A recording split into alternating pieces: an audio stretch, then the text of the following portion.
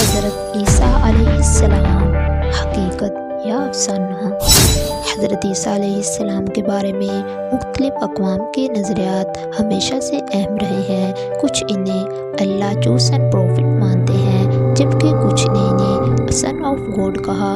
کیا آپ جانتے ہیں قرآن اور انجیل میں ان کی شخصیت کے بارے میں کیا فرق ہے؟ لوگوں نے انہیں نبی اور بیٹا کیوں کہا؟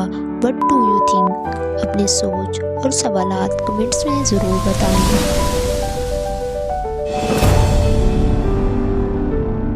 حضرت عیسیٰ علیہ السلام کے متعلق یہود 3 گروہوں میں تقسیم ہو گئے۔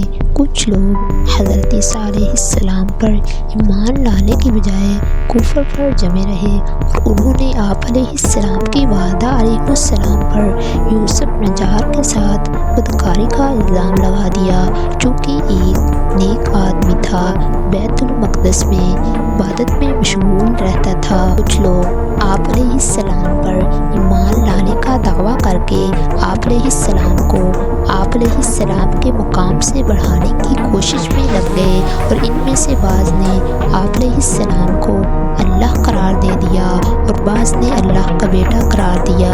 کچھ لوگ آپ علیہ السلام پر اسی طرح ایمان لائے جیسے حضرت عیسیٰ علیہ السلام نے انہیں تعلیم دی تھی، اور انہوں نے آپ علیہ السلام کو اللہ کا بندہ اور رسول تسلیم کیا۔ یہی تیسرے گروہ کے لوگ نجات کے مستحق ٹھہرے، اور یہی امت مسلمہ کا عقیدہ ہے۔ حدیث رسول اللہ صلی اللہ علیہ وآلہ وسلم ہے، جو آدمی یہ گواہی دے کہ اللہ کے علاوہ سچا معبود نہیں، کوئی بھی اس کا شریک نہیں، اور محمد صلی اللہ علیہ وآلہ وسلم اللہ کے بندے اور رسول ہیں، اور حضرت عیسیٰ علیہ السلام اللہ کے بندے اور رسول ہیں، اور اللہ کا وہ کلمہ کہے جو اللہ تعالیٰ نے مریم علیہ السلام کی طرف بھیجا، اور اس کی طرف سے آنے والی ایک روح ہے، اور جنت ایک حقیقت ہے اور جہنم بھی۔